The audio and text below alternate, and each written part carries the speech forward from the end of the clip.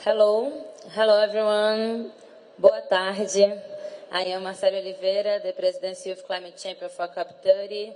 It's my pleasure to receive you here in this plenary to talk about ACE. And for my generation, as you know, this is an important topic and important considerations to make to secure quality of our lives. So I want to say thank you for the invitation to be here and provide these open remarks, and also the moderator for the conversation coming. I know after the lunch in the middle of the afternoon is always difficult to make these sessions. So quickly, I just want to invite you to look around for the people here spending time for the subject, and maybe say hello and thanks for coming, because this is important for start. So look around and say hi, thank you to be here, making our best for the best climate decisions. With me, I have Lucy to co-moderate this panel. So Lucy, please introduce yourself and make the technical explanation, please. Thank you. Thank you so much, Marcelle, and it's such a pleasure to join you in co-moderating this event. This event responds to the Glasgow Work Programme on ACE, or Action for Climate Empowerment. Now, it's a little-known fact that we have both Article 12 of the Paris Agreement and Article 6 of the Convention, known as the ACE Agenda, and that it's actually a mandated programme from Glasgow and beyond.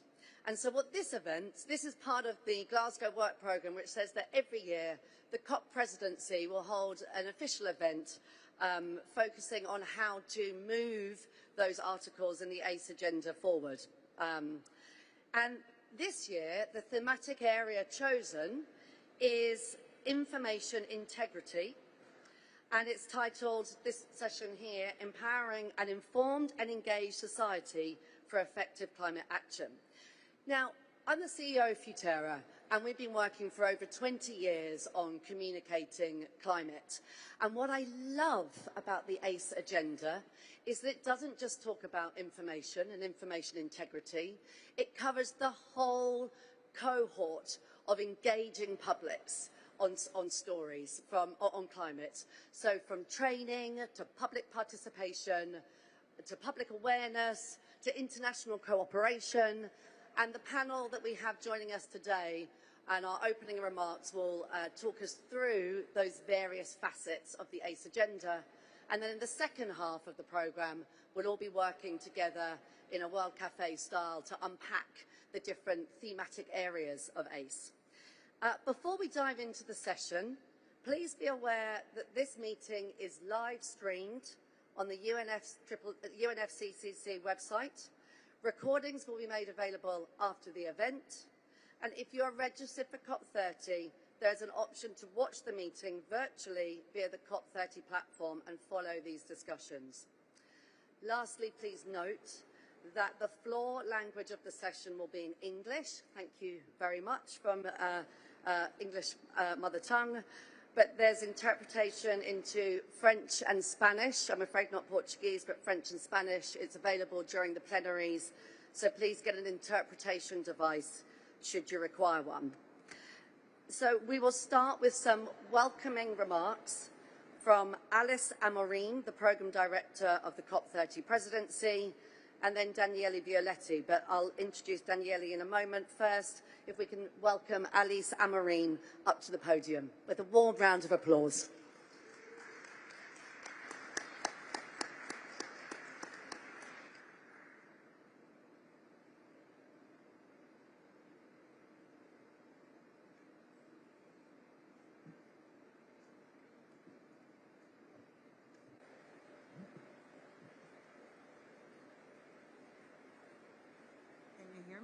Can you hear me? Yeah, it's working.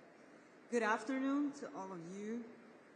Lucy, Marcelli, parties, authorities, observers here present. It's an honor to be here representing the COP30 presidency in this very important mandated event. In the context where climate change is a highly politicized and contested issue, the spread of false information or distorted facts can delay necessary actions and lead to ineffective measures. Reliable, consistent, and accurate information empowers individuals, communities, and decision makers to take effective action. The commitment of promoting information integrity is crucial for driving meaningful progress in tackling the climate crisis and building a just, sustainable, and resilient future. That's why, for us in the Brazilian government and the COP30 presidency, we believe it's so important to have, in a context like this of the ACE agenda and at COP30, the highest level of discussion and contributions and exchanges amongst parties and non-parties on how can we move forward in tackling such an important point. The Global Initiative for Information Integrity on Climate Change was launched by the UN, UNESCO, and Brazil during the G20 summit in 2024 and seeks to tackle climate-related disinformation and to promote a healthy and pluralistic communication environment. By boosting science-based dialogue, the initiative supports informed and effective climate action on the road to COP30 and way beyond.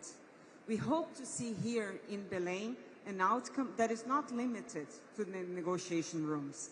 As you have seen, yesterday, the Declaration on Information Integrity was launched and endorsed by 12 countries. And I know Secretary João will actually go deeper about that. But we have used all the 4 pillars of the COP30 preparations to leverage this conversation because we understand that this is crucial for our 3 main goals with COP30, which means strengthening multilateralism, advancing and accelerating actions, implementation of actions, and getting climate closer to people's lives. That means that if you look into the action agenda of COP30 this year, there was one of the elements of one of the axes was precisely to advance solutions in that front. We used the mutirão to collect different initiatives that are here present in BELEM that will be presented to all of you to show that action to combat disinformation is already happening and is a critical element of all collective efforts to tackle climate and to advance in line with the Paris Agreement. So looking forward to hear your ideas, your contributions, and how the system, the UNFCCC process, can actually incorporate this element going forward, which is a critical barrier. If we don't do that, it will continue to be a critical barrier for all of us to advance in securing the Paris Agreement, the Convention, and our collective efforts to tackle the climate crisis. Thank you so much, and have a wonderful event.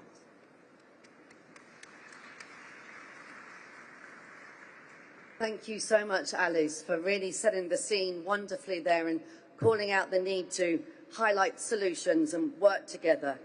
I would now like to introduce Danielle Violetti, and Danielle is the Programmes Coordinator at UN Climate Change. So warm round of applause for Danielle.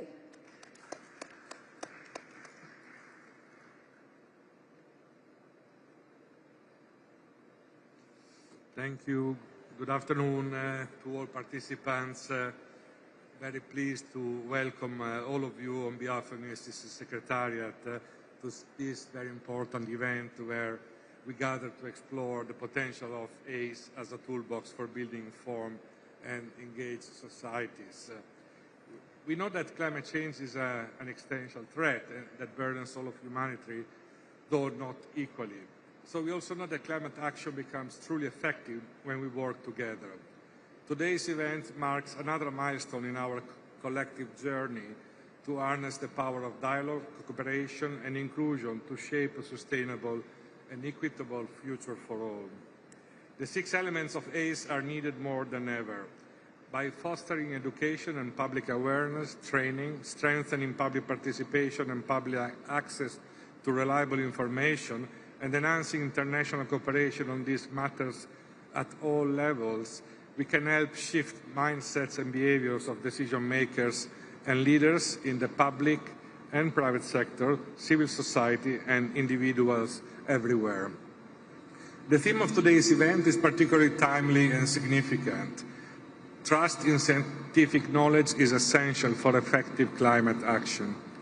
Yet it is being actively discredited by suppliers of climate myths and disinformation, actively seeking to undermine climate action itself and the progress made so far. Strengthening information integrity is therefore crucial to building resilient societies supported by an information ecosystem where citizens, communities and governments have the shared knowledge and practices needed to make informed decisions and take action.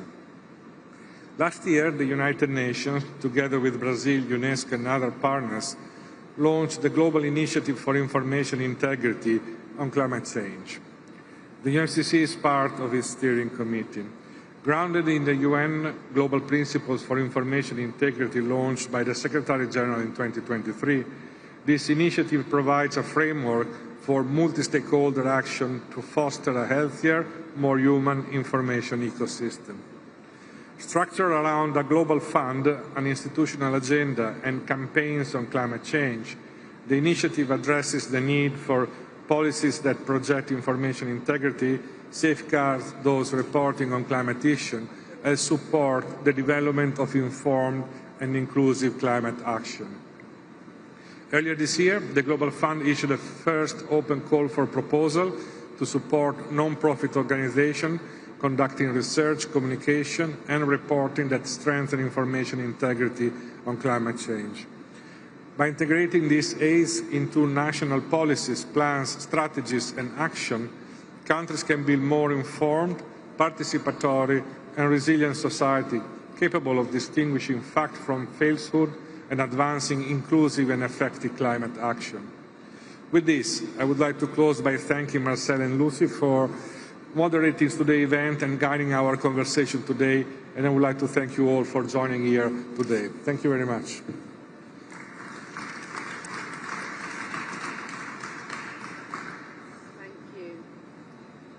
Thank you, Daniele. What a wonderful way to set the scene with Alice. And we're delighted to say we have a special guest, an additional speaker to join us today. We are absolutely honoured to be joined by Ambassador Luqman Faili. And Ambassador Faili is the G77 and China Chair. And Ambassador Faili will share a few remarks from the floor. Great, thank you.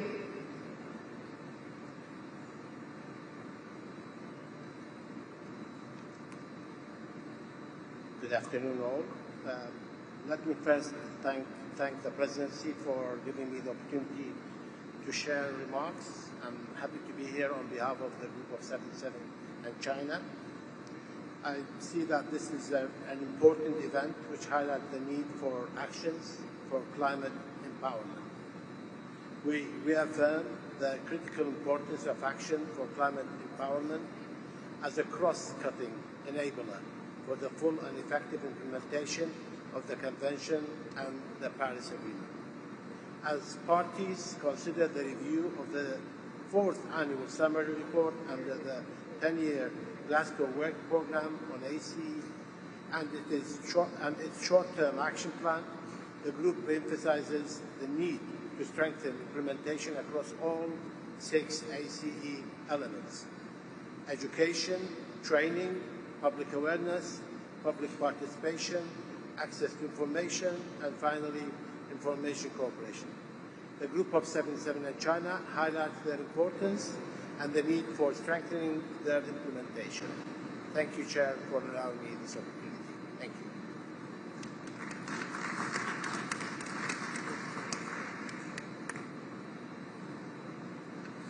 Thank you. Now we will start a panel presentation, Foster Information Integrity through ACE. This panel will explore how the 6 ACE elements, education, public awareness, training, public participation, public access to information, and international cooperation on these matters, serve as essential tools for informed and engaged societies. In turn, how bus information integrity is a prerequisite for effective ACE implementation. So to start this panel, I want to invite to join us in the stage João Brandt, Secretary of Digital Policies in the Secretariat of Social Communication, the President of the Republic of Brazil. A round of applause for João. Also, I want to invite Charlotte Scadan, Senior Advisor on Information Integrity in the United Nations Global Communications. Round of applause for Charlotte. We will join also our partners, James Fan, Executive Director, Internews Earth Journalism Network, Rich Wilson, CEO, ISV Foundation, Maciel Cairo, ACE Negotiator, the Dominican Republic, and Juanita Silva, Advisor Global Optimism. A round of applause for a panel discussion, please.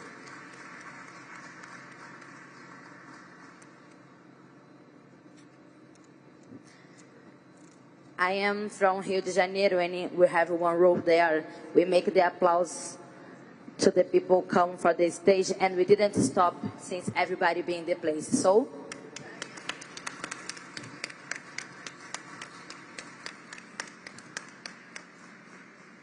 okay, now everybody's here.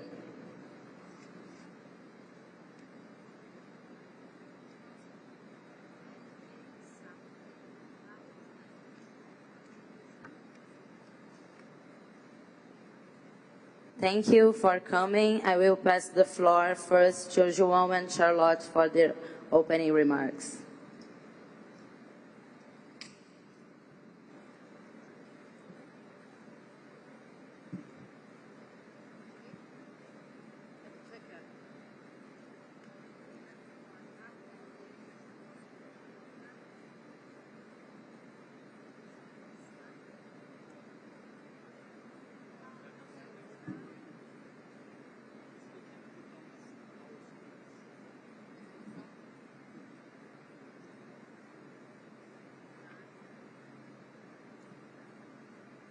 Okay, thank you. Right, we'll give it a go.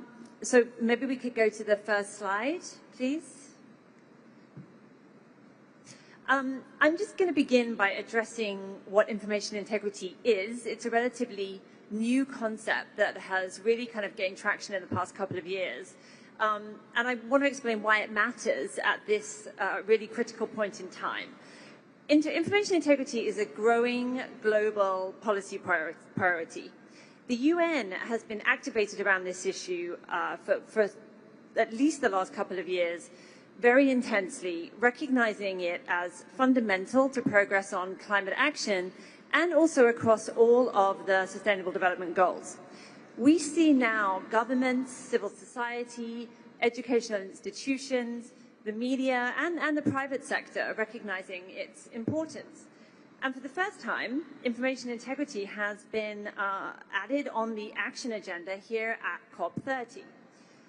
As laid out in the UN Global Principles for Information Integrity, this concept refers to an information ecosystem in which reliable and accurate information is available to all, enabling people to engage meaningfully in public life, make informed decisions, and exercise their rights.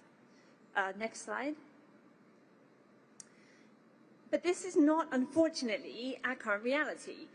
Instead, we face escalating risks, undermining our information environments.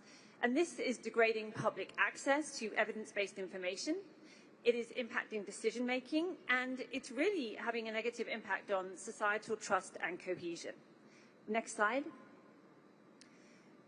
We at the UN see that we are at a critical juncture right now where two of humanity's most pressing challenges have become dangerously intertwined. And those two challenges are the erosion of our information integrity, the erosion of the integrity of our information ecosystem, and of course the climate crisis. And here is some of what we're facing. The spread of disinformation campaigns and hate speech. We see the harassment and targeting of experts, advocates, educators, scientists, and civil society members. We see the malicious use of digital media and AI technologies, and the monetizing of disinformation and hate. We're also facing disruptions to our ability to access and share information, And this includes the decline of independent journalism, attacks on press freedom, and of course the role of emerging technologies, including AI, and algorithms that limit information diversity. And of course, the challenge of continuing digital divides. So next slide. So here are just some examples, I won't read them all, of the kind of claims that we see in our research and that we hear about from partners and colleagues across the world that are designed to mislead the public and policymakers and to undermine climate action. They include, claiming that climate change is overstated, that there's no scientific consensus, that it's a manufactured scare tactic used by elites, or even that elites are controlling the weather. And next, please. And we see this kind of content traveling at a very high volume across many spaces, online, but also offline. The winners, of course, are fossil fuel interests, political actors, and digital influencers monetizing outrage. And those who lose out are marginalized communities who face disproportionate harm and are targeted with this kind of disinformation. And ultimately, people are not empowered to engage with climate action and climate solutions. So this huge, enormous challenge that we face is precisely why, as you just heard, we launched the Global Initiative for Information Integrity on Climate Change a year ago. And I'll now turn it over to João, who's going to speak about that initiative. Thank you. Thank you, Charlotte. Yes, I think it's important now to connect the information integrity debate with the ACE debates. Of course, we're talking about a cross-cutting issue that goes and helps and underpins the action on education, public awareness, training, public participation, public access to information, and international cooperation. But we would like to highlight the direct connection with public awareness and public access to information, especially when we discuss about the obstacles to realize and to undertake the actions on that. So I think bringing information integrity to the table at this moment means not only talking about the positive actions that member states can do and move forward, but also how to deal with the obstacles and the externalities of these obstacles to the ACE agenda and to the Glasgow program. So we're meaning, as Charlotte is saying, that information integrity is built on societal trust and resilience, healthy incentives, public empowerment, independent, free and pluralistic media, and transparency and research. Next, please.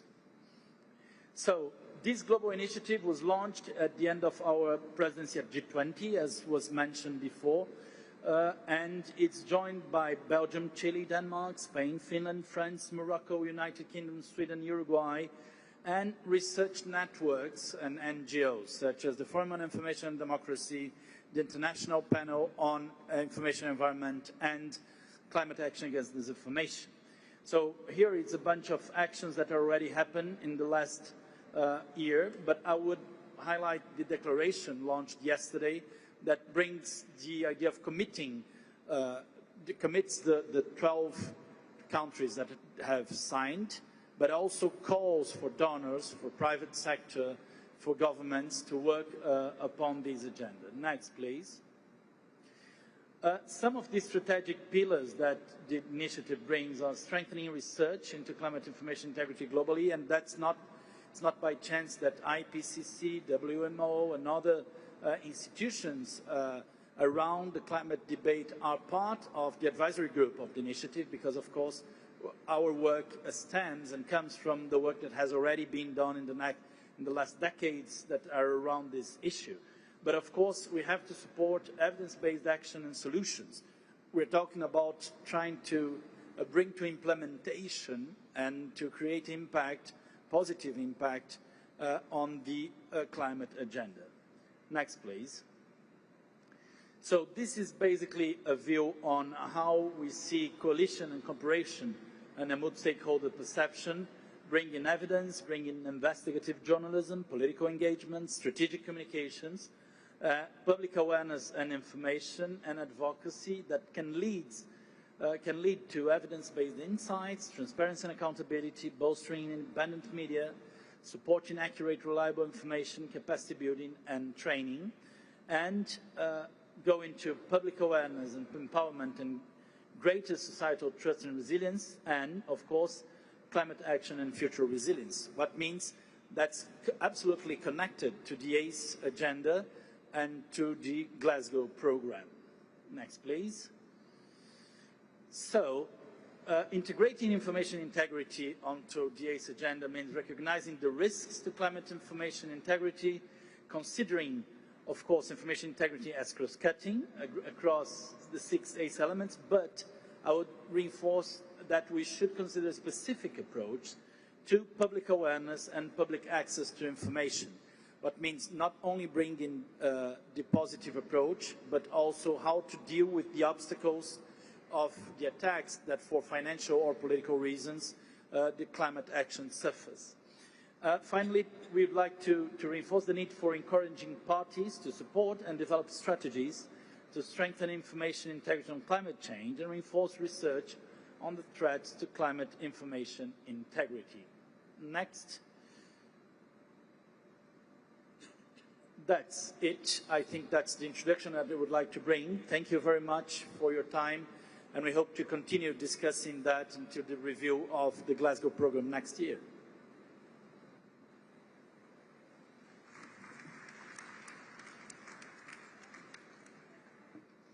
Thank you, João and Charlotte. We understand this integrity of information in this global mutirão is really important to face the misinformation and also save lives in this context of climate crisis. So the integrity of information is one of the most important things we have here in our hands to advance now to protect the future, but have to be in the present. So thank you for all the efforts. We will now pass for our panel, and maybe we can start with Juanita. Can be? Juanita, the question we have for you is, why do you think there is a growing crisis of trust in the climate information ecosystem? And how does this affect people's ability to take meaningful climate action? You have 2 minutes. The floor is yours. Thank you for coming.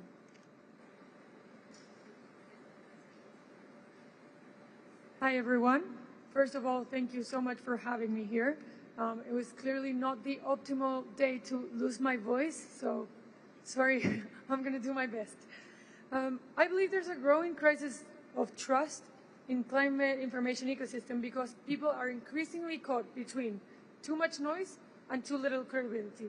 So studies show that more than 40% of the world population has been exposed to some kind of climate disinformation online. And combined with the fact that trust in traditional news outlets has fallen below 50%, we are clearly in deep, deep trouble. I've been working in the climate space for almost a decade now, and I'm always very vocal in my social media, so I've realized this year is the year where I've gotten the worst kind of conspiracy theory comments on my Instagram, so I will share some of my favorites just so you get the idea of what's out there. Climate change is the world's largest scam. This is just propaganda to make countries poorer. And my personal favorite, glaciers are growing and not shrinking. So that's the kind of things we see on social media every day. Why is this? Over the past decade, climate science has moved from scientific circles to social media feeds. And in social media feeds, the algorithm rewards outrage, simplicity, and emotional reaction so much more than it rewards actual accuracy.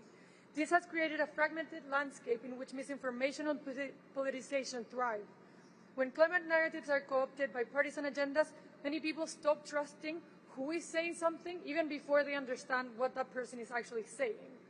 So the erosion of trust directly undermines people's ability to take meaningful decisions and meaningful climate action. When the public can distinguish between fact, spin, and manipulation, what follows is paralysis, because we don't know what to do, we don't know what is actually real.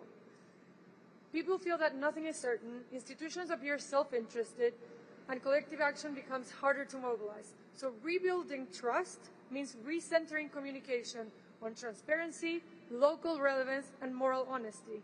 Moving from these abstract data points that we see everywhere to stories that actually show tangible solutions, lived experiences, and shared common values.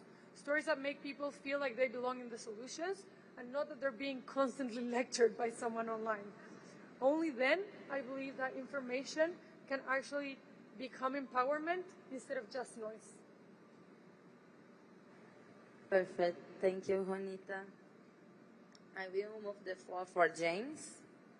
James, based on your work with journalists worldwide, is our collective challenge in this area related to access to or the lack of accurate and reliable climate information? What are you seeing on the ground? Can you tell for us, please? 2 minutes. Thank you. Thank you, Marceli. It's nice to be here.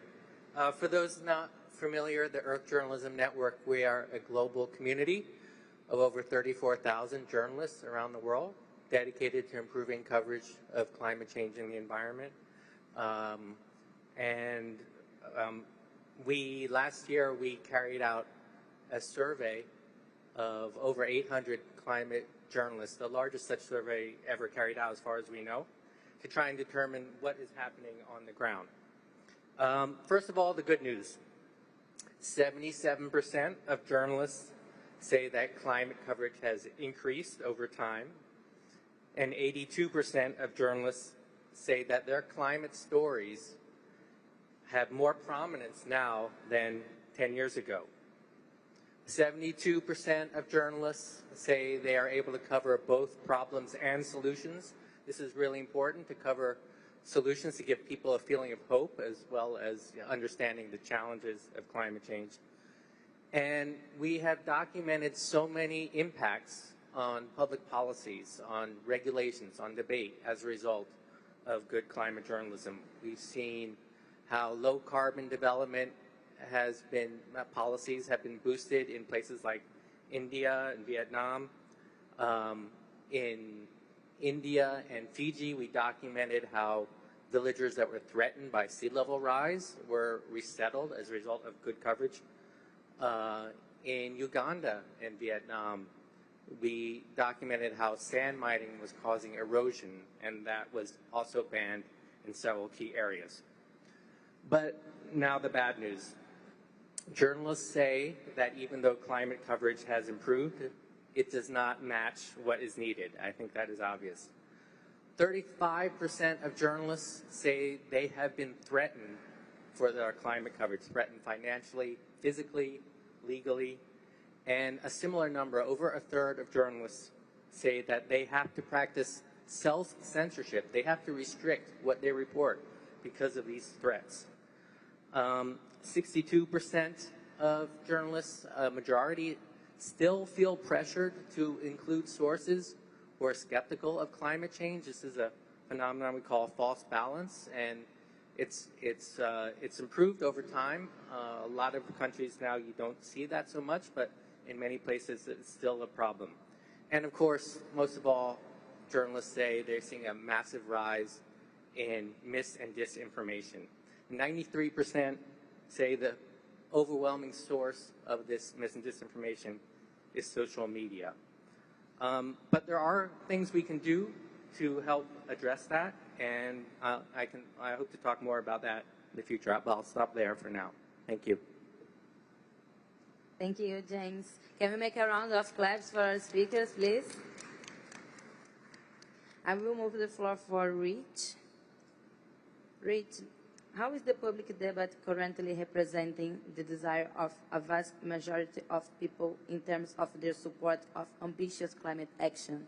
And also share with us the global citizen experience, because it's important for this global material we are making. So the floor is yours, 2 minutes. Thank you. Thanks so much, Marceli. Look, I mean, I think we all know, don't we, that we are in uncharted territory, right? I mean, we all know the stat of 89% of people who want ambitious climate action. When I started my career, I was working as a climate advisor in the UK government in the year 2000. And in those days, the level of support for climate action was often going between like 45% and 52%. In the UK, it's recently dropped from about 72% to 66%. That's called a decisive majority.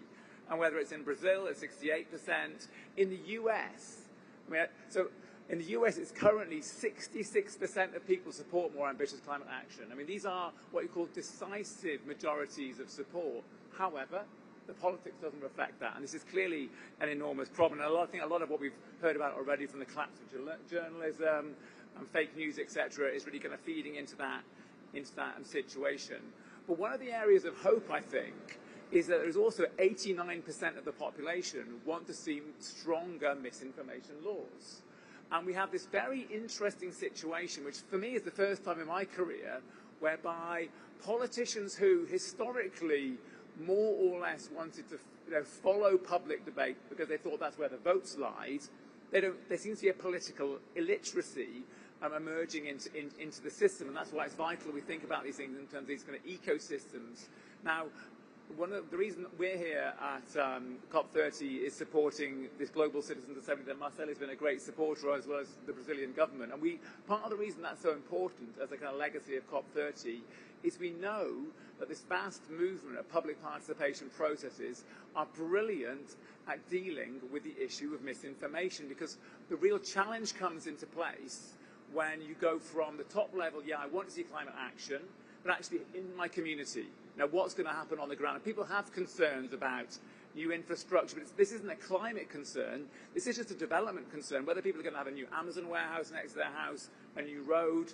So fundamentally what we need to have in place is new governance infrastructure and a global mutual to be able to support the conversations of how we move to implementation. And that's why I'm working with ACE and Marcelo and others across the COP30 team.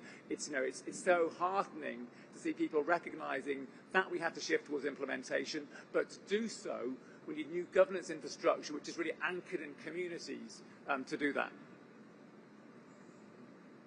Thank you, Rich.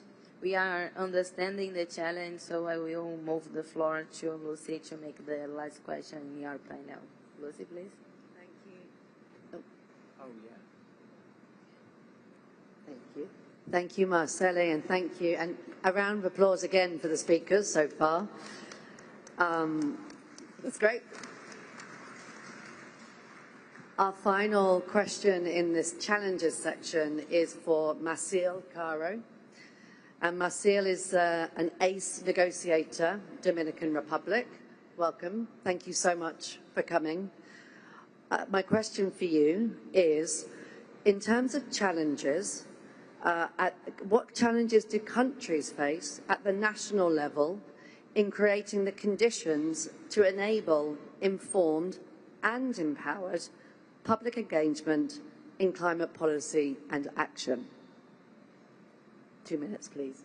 Thank you. Thank you. That is an excellent question, Lucy. I know this is not necessarily protocol, but I do want to take the opportunity to highlight the effort that the presidency has made in coming up with this event and putting together the Initiative of Information Integrity.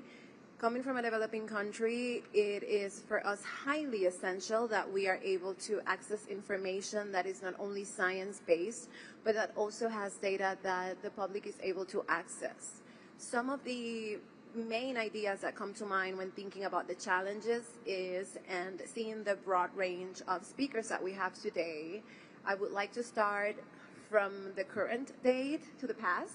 So right now we have a lot of different ways in which the public will use the information and different platforms that people use the information. So when you have a developing country that has part of the country that doesn't have access to internet and doesn't use social media in the same way that other countries are able to access the social media platforms, or that we have frequent power outages, so you can't really rely on the most modern ways that people access to information. We have to heavily rely on the traditional ways that people access the information, such as printed press and sometimes the radio.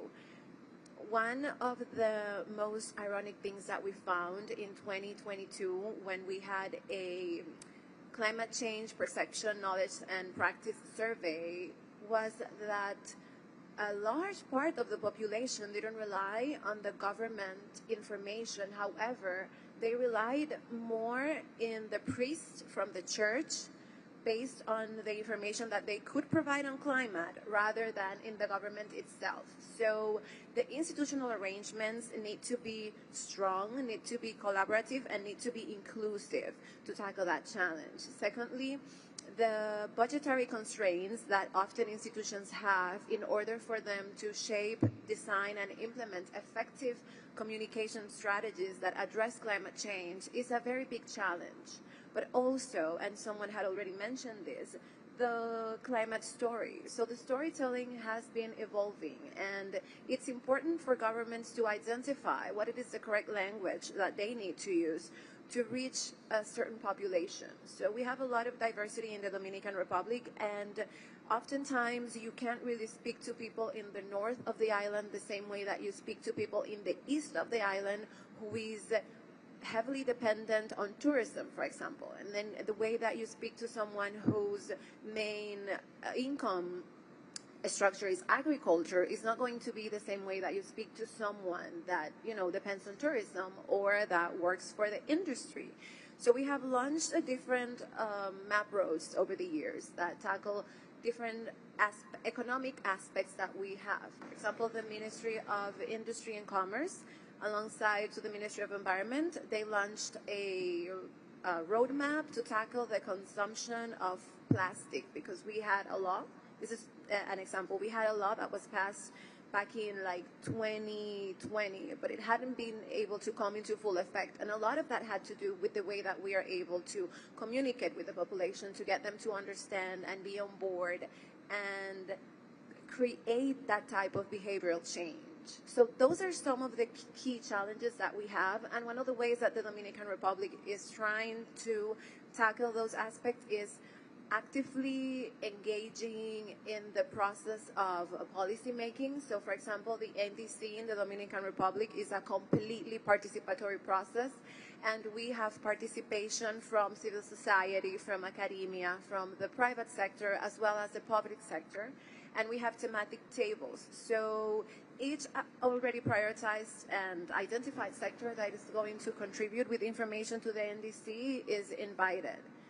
And also at the international level, our delegation is multidisciplinary. A lot of delegations have colleagues from Ministry of Environment or from the Ministry of Foreign Affairs. The Dominican Republic has delegates from the Ministry of Industry and Commerce, has delegates from the National Office of Information, which is the leader to gather and process effective data. And we also have people alongside from the National Council of Climate Change. We have people from the Ministry of Agriculture. We have people from academia. And that way we can adequately identify how we can bring the information back to the country and make it accessible to those different sectors. Yeah, thank you so much for that intervention. And I think I feel the same way as you feel about the ACE agenda as about the effort that was put into IPCC Annual Report 6, which for the first time really called out not just the problems of information integrity, but the need to develop narratives, public storytelling, to have a focus on behavioral interventions. And so I think this is now a great moment to, with Marceli as well, to open up the second round of discussions. We've spoken about the challenges. We're now moving to the solutions. And Marcel, I'm going to pass back to you again, noting that in your earlier comment on challenges, I noticed you already, as clearly a born storyteller, moved to the solutions. And I think that's great. And the final piece I would love to bring in is storytelling really works. We're actually 22 times more likely to remember a story than a fact. It's incredible, 22 times more likely. So to open up the solutions part of this discussion, Marcel, I'll pass back to you and ask, how are ACE and information integrity connected? And how can they reinforce each other to ensure individuals and societies are equipped to support just and equitable climate transitions? Well, they are definitely interlinked. I see information integrity as not necessarily inserted in ACE, but as a key element that it is optimal and essential to be discussed during the conversations of ACE. Because when we look at the ACE elements, we can discuss education all we want, but if we don't have teachers that have the right materials for them to actually implement the education materials in the classroom, then we aren't really doing anything just by talking about climate change. So some of the things that we can do to tackle and to close that gap. In the Dominican Republic, we have a dedicated fund for research. This is led by the Ministry of Superior Education. It's called Fondo CIT, and it covers a wide range of different subjects that are picked up every year. And the research is funded by the government so that there can be a superior level research on those subjects.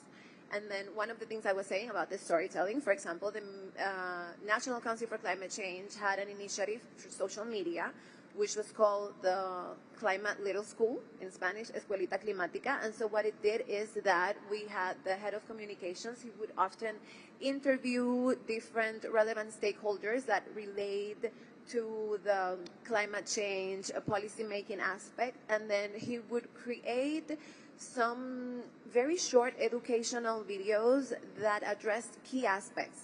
So we would upload that to a platform, and that would be easier for people to reach because, as we've been saying, storytelling matters.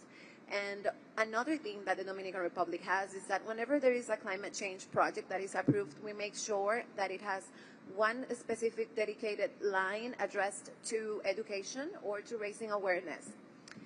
However, when we speak about raising awareness, it's important to note that we have found with our surveys that awareness does not necessarily equate the impact that we expect it to have.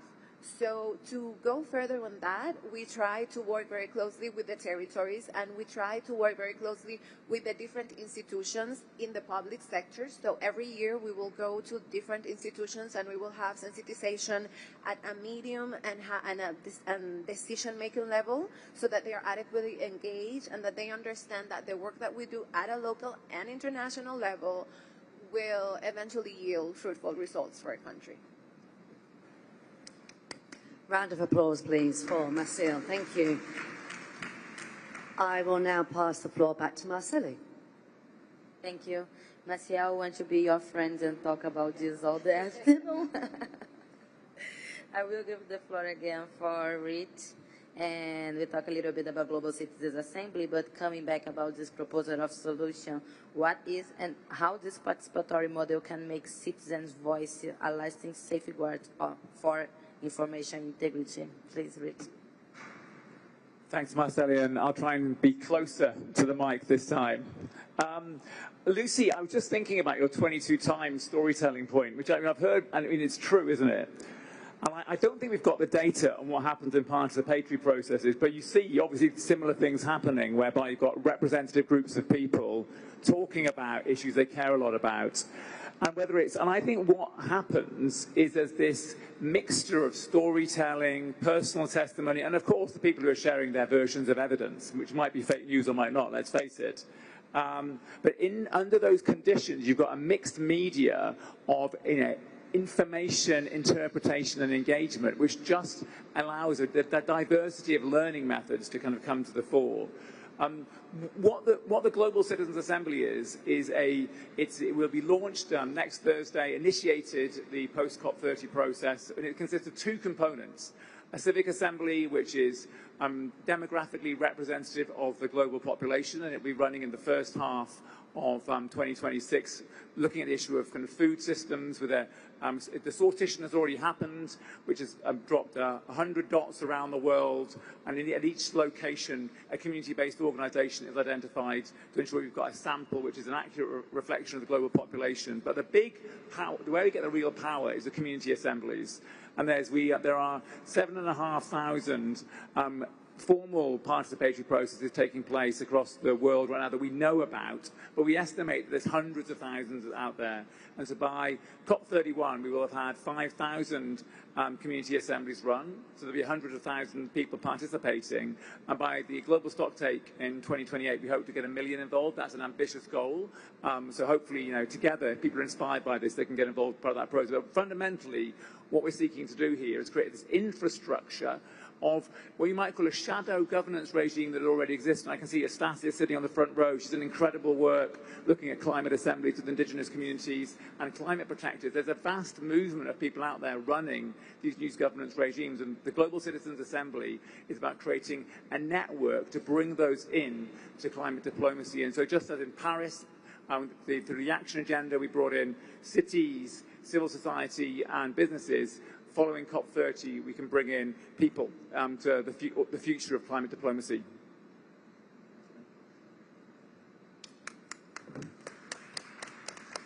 Thank you, Rich. I will move for Juanita. How can climate education and literacy give people the tools to recognize disinformation and to strengthen resilience to misinformation? And like a young person, the climate education for us is really important. So the integrity information, climate education are really close or not? I think yes, but the floor is yours, please. Thank you so much for this question. And it hits really close to home. I'm from Chile and we have presidential elections this weekend. And we have seen how my country is following the footsteps of other countries where misinformation has been used to manipulate elections. I want to talk about the solutions because we've seen in Chile that some candidates have been using these tactics, bots, fake news, etc., to get ahead in the presidential race. And what I have found personally to be a very, very useful solution are fact checkers. So if anyone is a fact checker here and is taking that really, really important job, I thank you very deeply. But I want to talk about other solutions, and I want to push back on what was said a little bit before, because climate education and literacy can be one of the most powerful tools we have to counter disinformation. Yes, I agree, and the UN and this presidency has been doing an amazing job on that, but I think this is only if we expand what we mean by education. So for too long, I believe that climate has been focused on the science itself, so emissions, temperature rise, impacts, measurement, which is, of course, don't get me wrong, absolutely fundamental and important, but it's not enough. It's not enough if we're not teaching how to navigate the information ecosystem itself, the information ecosystem around all this data. Studies show that communities with stronger climate literacy are up to 30% more resilient to conspiracy theories, and that's because education doesn't just transfer facts, it builds cognitive resilience. One particular effective approach is what psychologists call the inoculation theory. So just like we do with vaccines, where we're exposed to a weakened version of a virus, the inoculation theory exposes us to a weakened piece of misinformation and then explains us why it is misleading. So we can then go out in the world, and when we encounter these kinds of headlines or misleading news, etc., we're able to identify and reject them. This means that climate literacy shouldn't only be about emissions targets, policy agreements, which, again, don't get me wrong, is absolutely the priority here. But it should also be about how we teach information, how information is shared, how it spreads, who benefits from distortion, and how emotions are used to manipulate it. When people understand both the science and the storytelling behind climate, they can stay open-minded without being naive. So I 100% agree on the importance of storytelling. But ultimately, climate literacy is civic literacy. It gives citizens the tools to think critically, to question without falling into cynicism, and to rebuild trust through understanding. In that sense, every newsroom, every campaign, every organization here has a role to play in strengthening our collective immunity to misinformation. So I think those are the solutions, and that's where efforts should be focused on this agenda. Thank you, Anita. I will move the floor to James, and understanding we are in one COP with culture included in the agenda, we understand the communication is really important for all us to mobilize and to engage in. So what kinds of support or partnerships from philanthropy, government, private sector, everyone in this spirit of multidão are most needed right now to sustain independent, fact-based and engaging climate communication? Also, how can journalists and social media creators work together with governments, can raise public awareness effectively? The floor is yours. Thank you. Thank you, Marceli. So what can we do to improve the situation on the ground? Well, talking about partnerships, a great example is the Climate Change Media Partnership, which is a collaboration between Internews' Earth Journalism Network and the Stanley Center for Peace and Security. This CCMP has been bringing journalists from the Global South to the climate COPs for the last 18 years. We've altogether brought hundreds of journalists here to cover the summits, producing thousands of stories. And as Lucy said, that's really what it's about. It's telling stories. And these journalists do a wonderful job at it. That is their profession. There are certainly many other good partnerships out there. There's you may be familiar with the Climate Action Against Disinformation Network, a group of 120 organizations working for climate information integrity. What are the kinds of things we can do? At the Earth Journalism Network, we provide training workshops, we provide grants for story, we support local media, we do a lot of investigative reporting.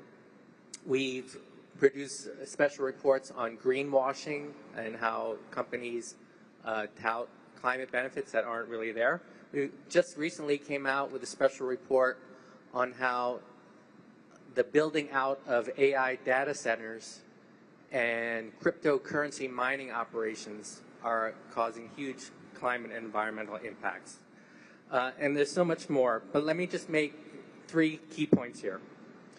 First of all, we really need to support local media, okay? This is the media that is hurting the most. There are a lot of very strong multinational media out there that are doing well and doing great reporting. But it's really at the local level where the media is hurting, where the traditional business model has collapsed, and where we're seeing news deserts. And that's especially true about climate change. And it's the local media that we found that creates the most impacts because they tell the stories in local languages and they know the situation on the ground. The second point, this requires investment. We are used to thinking that the media can support itself, but in many places that is just no longer the case. Again, the traditional business models collapsed.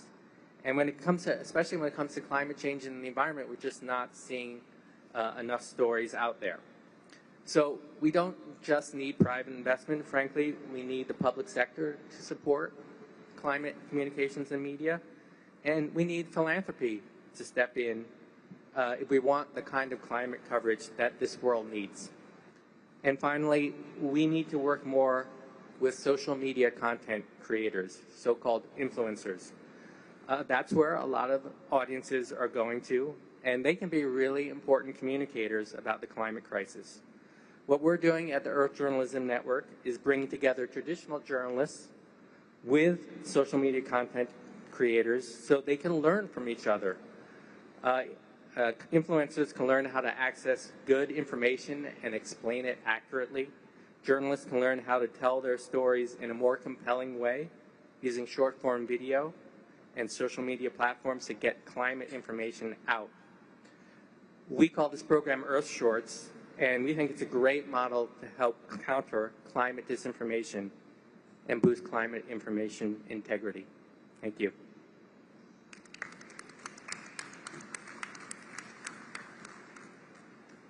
Thank you, James. We earned a lot of important information here in this panel with a lot of challenges, but also a lot of solutions. And this is also something important to highlight in this COP30 inside Amazonia, when we are here for the best climate decisions. So look for the solutions coming from the ground is really important to us, and integrity of information is one solution coming also from the ground. So I want to move back for João Brand and Charlotte to provide some final remarks to us in this panel. Thank you. Thank you, Marcel. It's been great to hear from all of you, Richard, Marcial, Juanita, James. I think we're quite not only aligned in the way we see, but also the way we think we should move forward. And it's good to understand that actually the fight for defending, promoting information integrity is, of course, already happening in place. We know that. It's been decades of work of climate activists and organizations on that, but we can bring that to attention of negotiators and of other players involved in terms of the need to deal not only with the natural or positive obligations that come from the ACE program, but also to deal with the obstacles that other players are doing to this to become reality on the ground. So I'm glad to see that and to see how close we are in terms of what has to be in the diagnosis, but also in what has to be done. Thank you very much for the opportunity.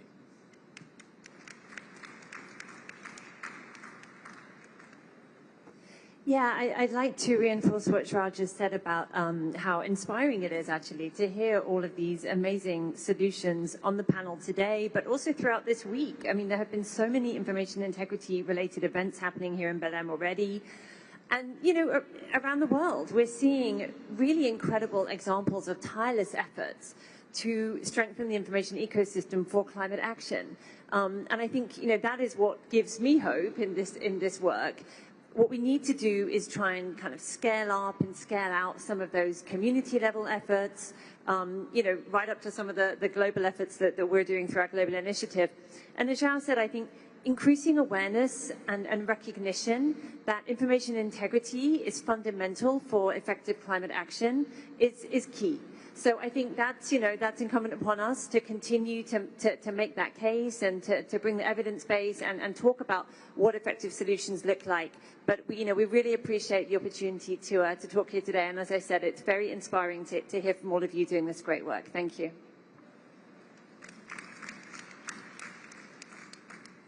Thank you, Charlotte. We are finalizing this panel, but I just want to highlight inside my journey to be Presidency of Climate Champion.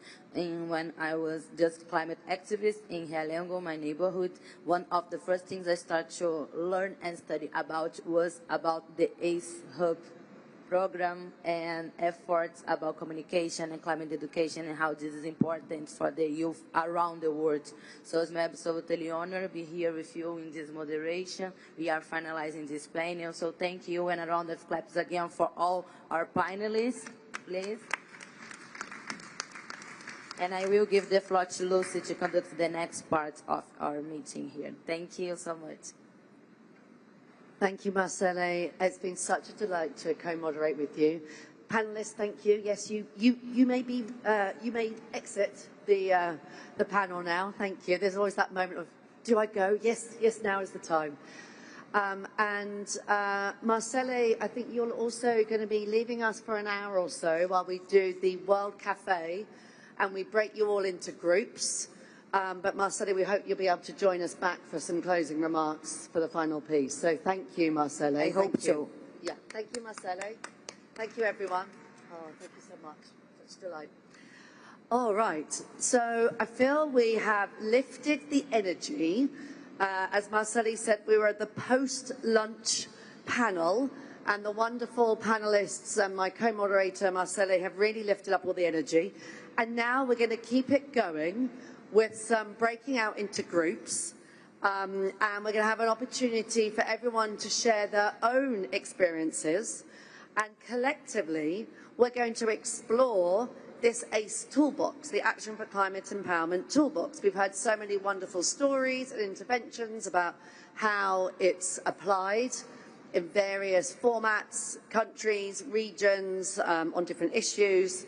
We're going to be looking at climate planning, policies, measures, and how that can strengthen information integrity, foster public engagement, and accelerate effective and inclusive climate action. Now, how we're going to do that is with a World Cafe format.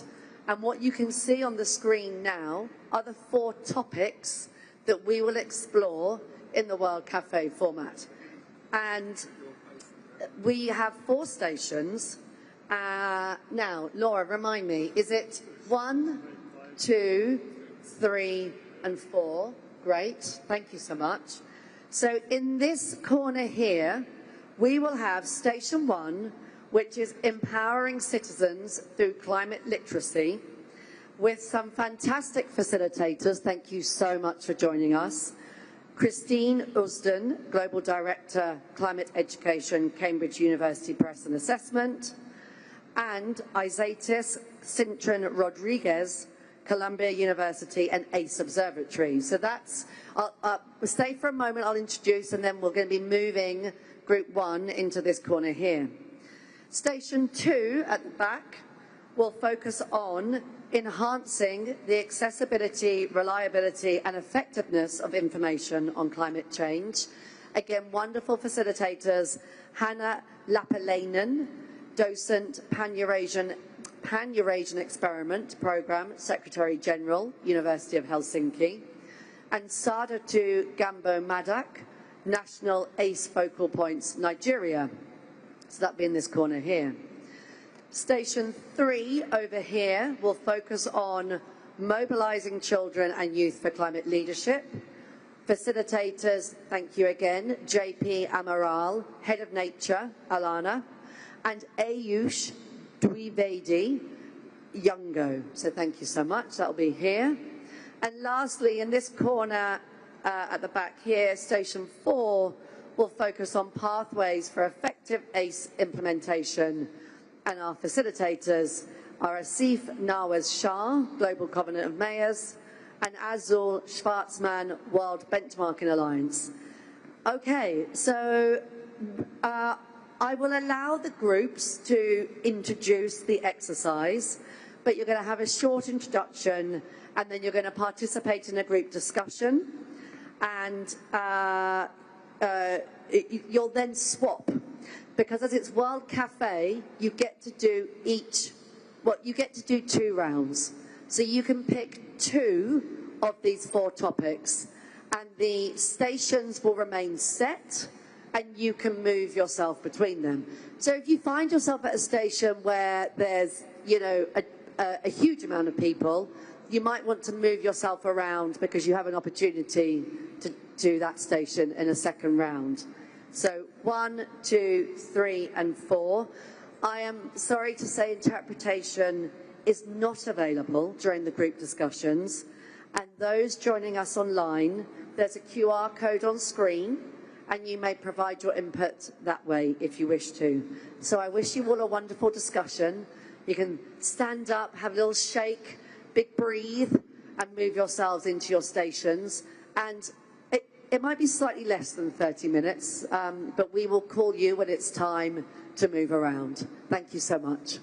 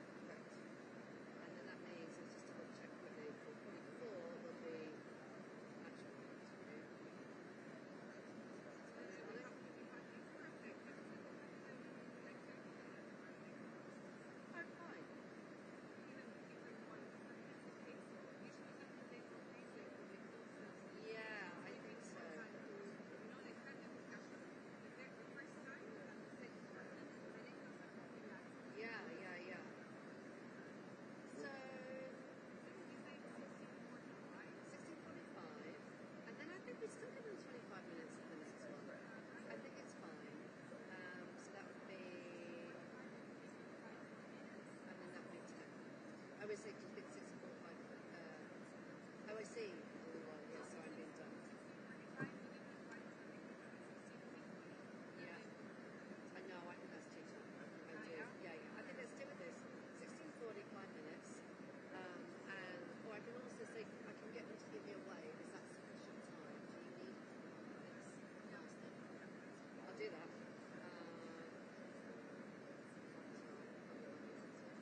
And then, yeah, because it's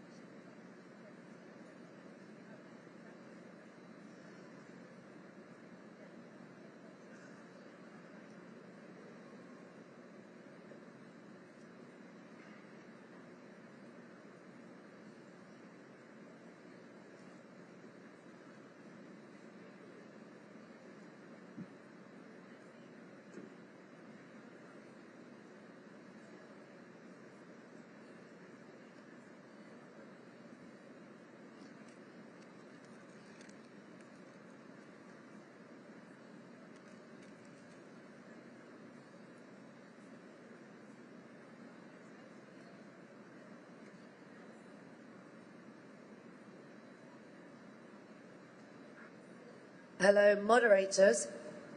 This is your 5-minute warning, but if you're thinking, hang on, we've only just got started, we could really do with a little bit more time, just raise your hand. Okay, so we could probably do another, okay, noted. We'll make the second round slightly shorter, so we'll go for about another almost 10 minutes now, and then we'll make the second round a little bit shorter. So I'll give you a call when it's time to start moving round. Thank you, keep going.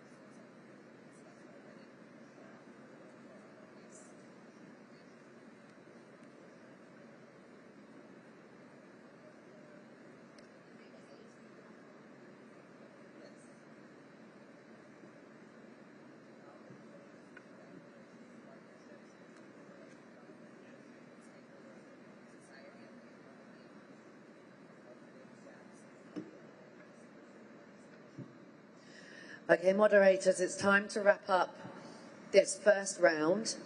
I know we could all spend hours more discussing, and obviously after the event we are also free to do so. So if you can now, as delegates, as groups, start moving to your second station. As a reminder, it's 1, 2, 3, 4. Let me just, oh, hang on one moment. Let me just read you again which they are. So 1 here is climate literacy. 2 here is information, accessibility of information. 3 in this corner is children and youth. And 4 in this corner is effective implementation. And moderators, if you can please, I would suggest starting your second round with a short summary of what was discussed with the first group, so the second round can build on that. And you have 25 minutes, and then I will call you back. Thank you so much.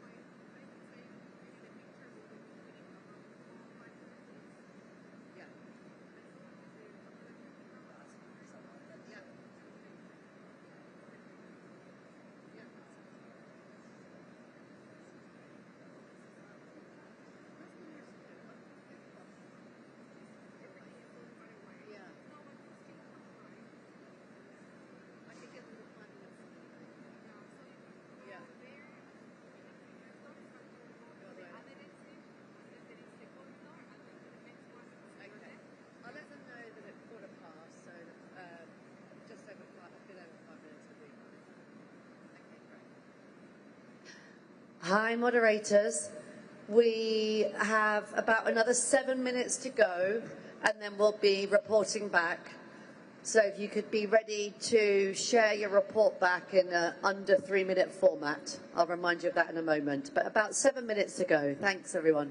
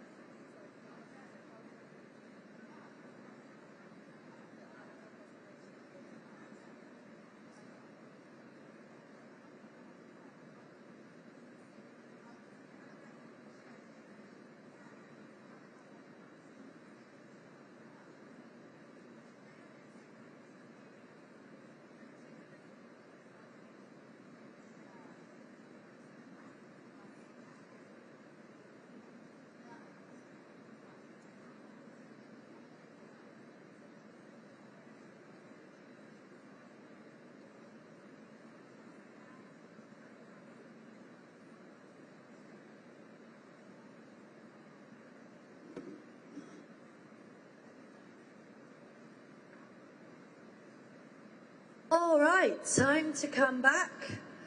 I can see that the conversations would love to keep going, and again, we can keep going after the session. Now, don't go anywhere as we're doing a report back, because we're going to do an ACE family photo.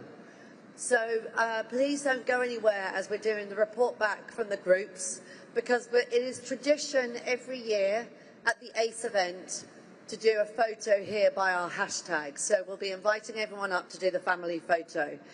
But if I now could invite our moderators from our different stations to report back. And if I could remind our moderators to keep the report back under 3 minutes. We're going to keep it quite snappy. And we have had note takers in each of the sessions, so everything that has been discussed will be entered into the record. So you can keep your feedback to very much the highlights. And if there's anything that you would, as a participant, like to make sure that gets shared, there's also the QR codes here on the screen, and you can use that to share general reflections, insights, opportunities for collaboration and action.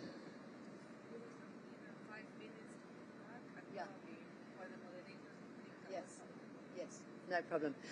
So we'll give you a few minutes now to retake your seats and for the moderators to prepare their feedback, about 3 to 5 minutes now.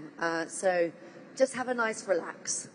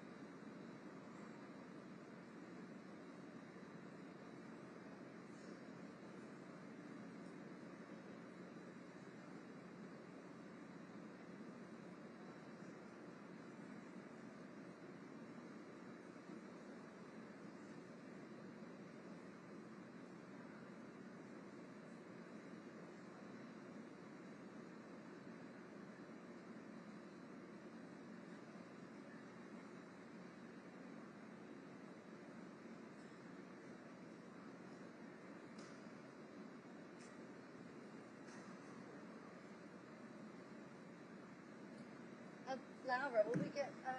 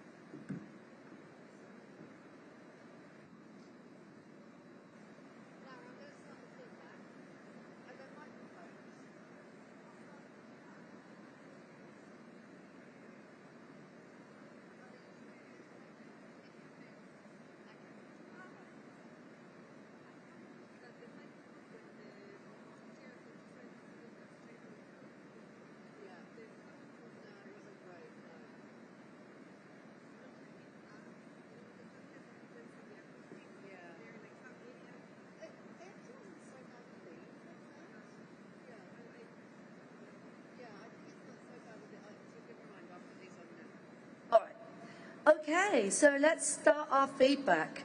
And Station 1, Christine and Isatis, please forgive me if I'm mispronouncing your names. Please introduce yourselves. And if I can invite you to use the microphones in front of you, and then we can all hear you. So over to you. And as I say, just your highlights under 3 minutes. Thank you so much. Thank you so much. Isatis here.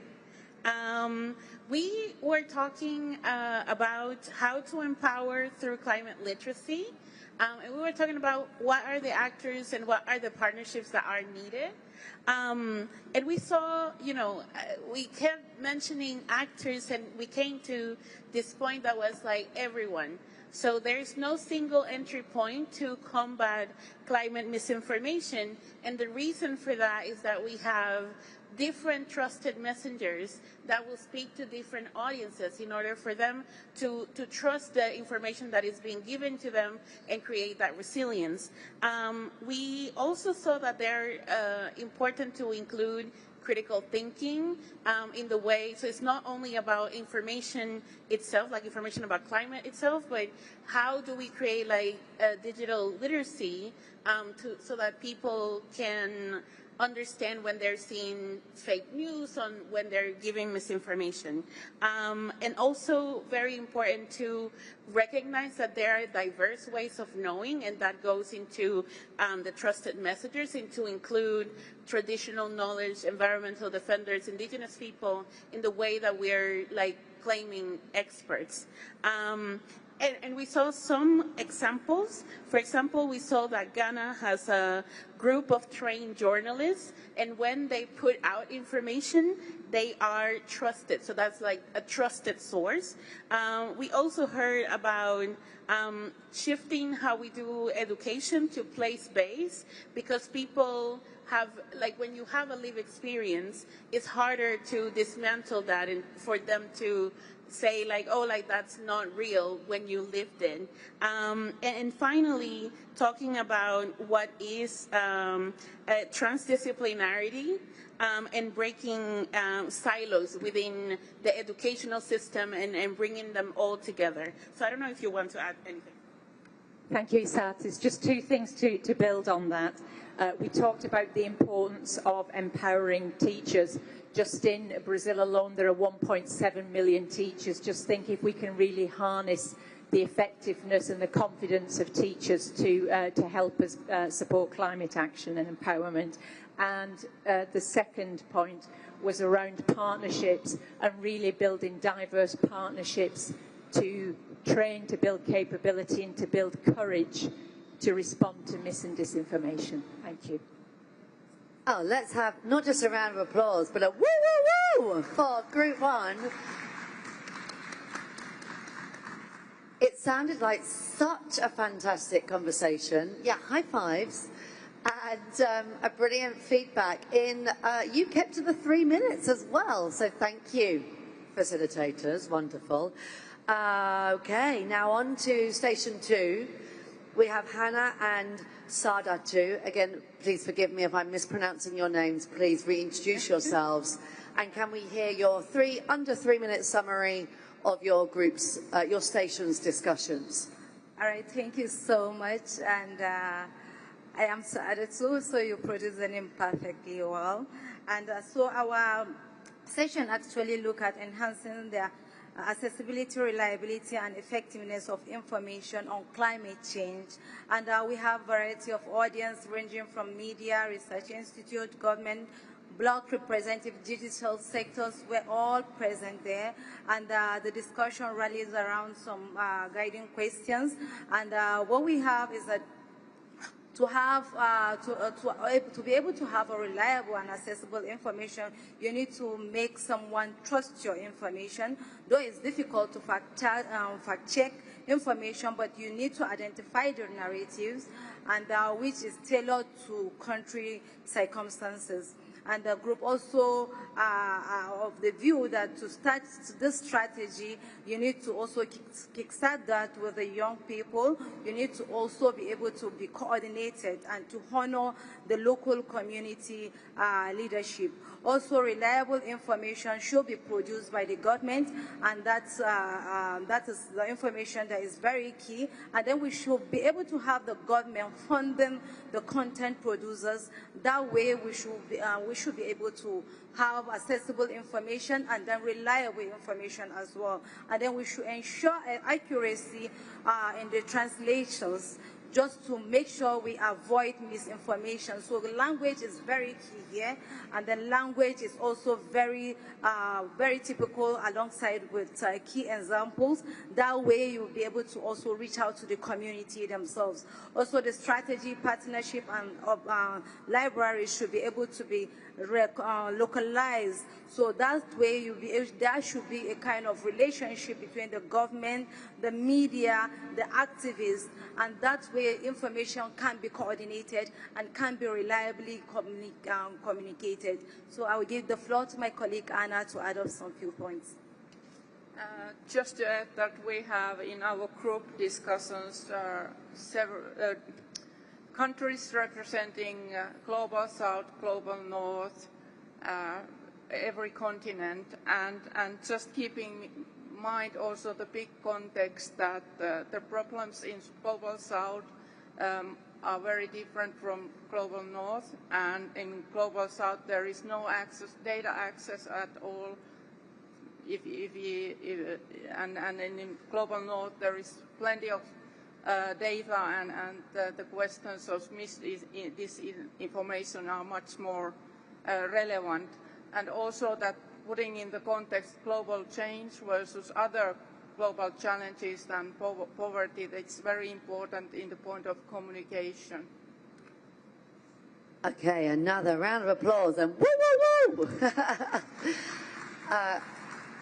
Again, such a rich conversation clearly was had, and I don't know about you, but I'm really feeling the sense of the expertise and knowledge and experience in this room is something really impressive. So it's starting to feel the end of the event feels to me like it's building to its most important conclusion. So thank you, moderators, and again, you kept to your 3 minutes, so thank you so much. Station 3, JP and Ayush, if you would please give us your highlights and summary, we would love to hear from you. Thank you, Co-Chair. So from the Station 3, Mobilizing Children and Youth for the Climate Leadership, we have received insightful inputs. So in order to summarize, so disinformation and misinformation affect the children and youth by making it difficult to distinguish the truth from the falsehood, especially with the rise of the AI and the social media misinformation. So this confusion undermines their ability to engage meaningfully in issues like the climate change, fueling climate anxiety, and leaving them without the clear tools for their actions. So by ensuring the information integrity with the accurate, accessible, and trustworthy information is therefore essential for the protecting young people's right to participate in the democratic and policy process. So solution include by empowering the teachers and the parents to guide critical thinking, develop exchange programs, and integrating the organized youth group into the policy-making process. So regarding the climate leadership of children and youth, so children need education that builds future-oriented, community-based climate thinking and ensure there is a safe participation, which is very important as defender of a nature. Youth and children must be given child-friendly access to the COPs and to other decision-making spaces with the participatory and the age-appropriate methodologies. So I'll hand over to the JP now. Thanks, Ayush. So we also discussed in regards to the role of the ACE toolbox to foster this climate leadership by children and youth.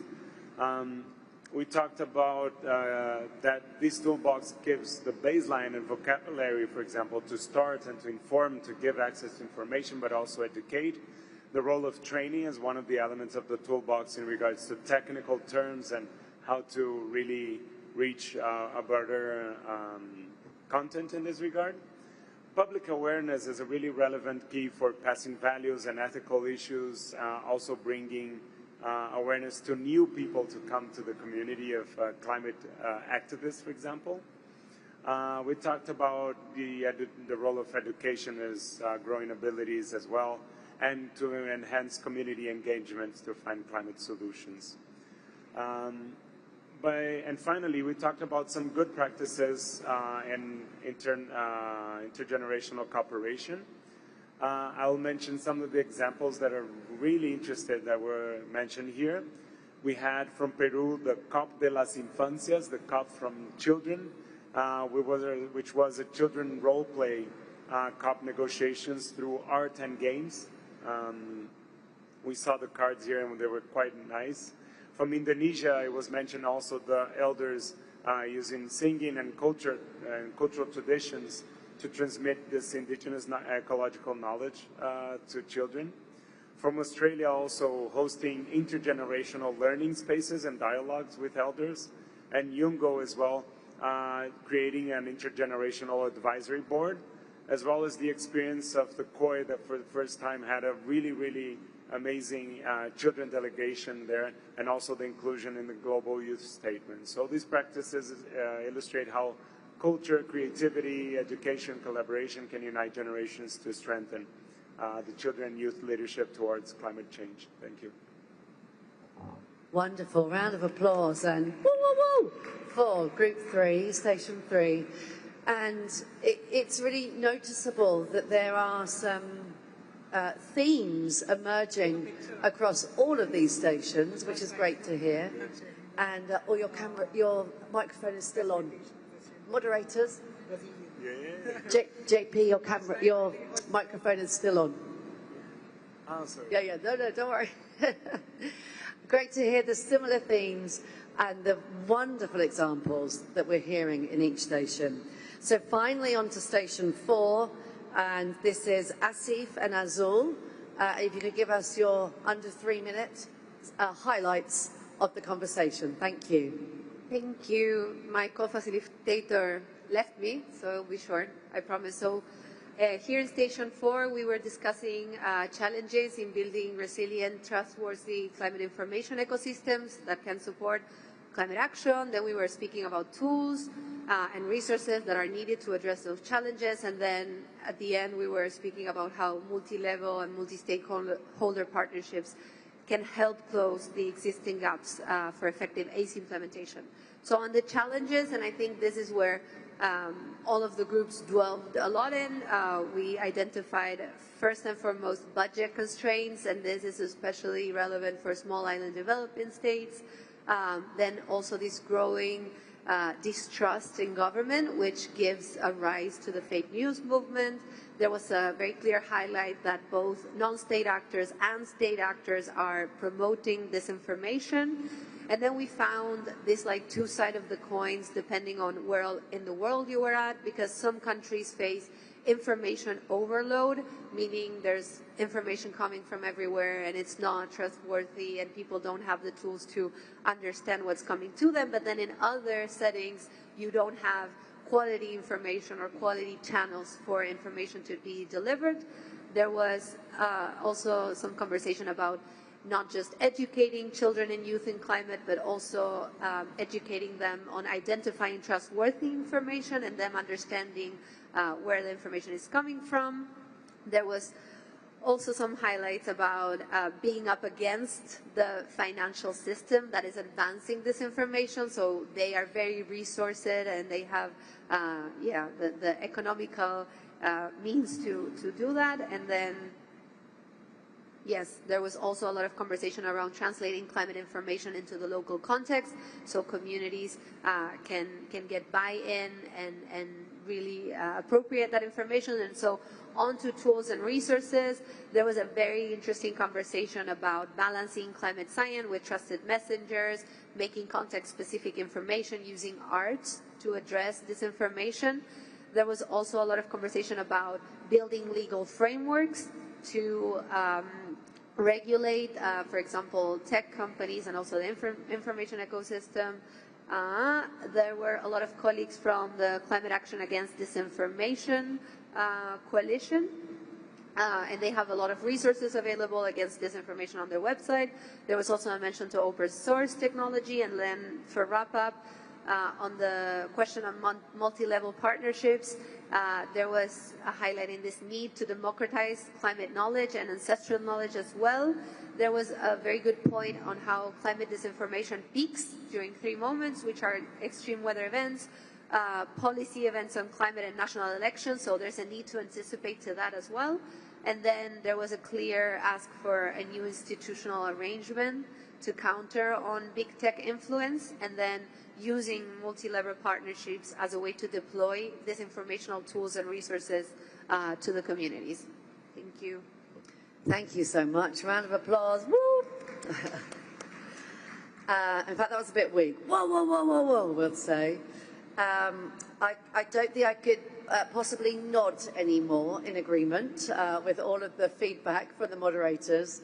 And again, it covered so much in those 2 stations. There is so much for the ACE team to work with here from the different groups. So I would love to give a very warm thank you to the moderators, but to everyone who has given their time and expertise to move the ACE agenda forward.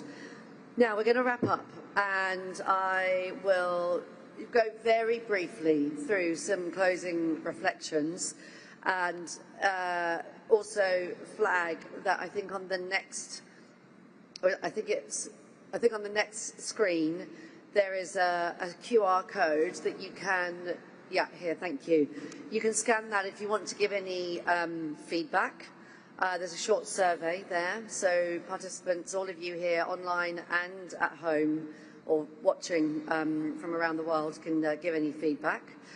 What's really, really come through to me today is that the ACE toolbox it's really good. It really ticks off the different levers we need to activate in order to empower the public to tackle information integrity and to excite and inspire people around the climate story. So, and the interventions we've had from our panelists really showed how this comes to life in very different ways, from strengthening democracy to news journalism to social media to negotiating on ACE in country. A huge a flowering of initiatives that we can use to educate and inspire and actually bring in the public to help us on climate action. I don't think there's any one or single right way. We need all of these in our toolbox in order to reach the Paris Agreement. The expertise in the room is staggering. This has been one of the most inspiring for me events that I've been in. The feedback from the groups was so brilliant. So many different case studies that we can all learn from all the different negotiating countries. And my final thought is, you can really feel the love for the ACE agenda. So I would love to invite you, thanking all of the speakers and facilitators, thanking the ACE team who do so much with so little. Thank you so much for bringing us all together on this most important enabling topic. I really want to thank all of you for actively engaging and again bringing your expertise and case studies, the technicians, the interpreters and all the other support staff who we can't do this without you. So can we just have a last round of applause for everyone that put this event together. And now the highlight, if you want to come up here by our hashtags, we will have our annual family photo. We have our photographer here. Thank you so much. Woo! Starting to lose my voice a little bit too. Whoa, whoa, whoa. And we'll come up here for our family photo. Thank you all so much.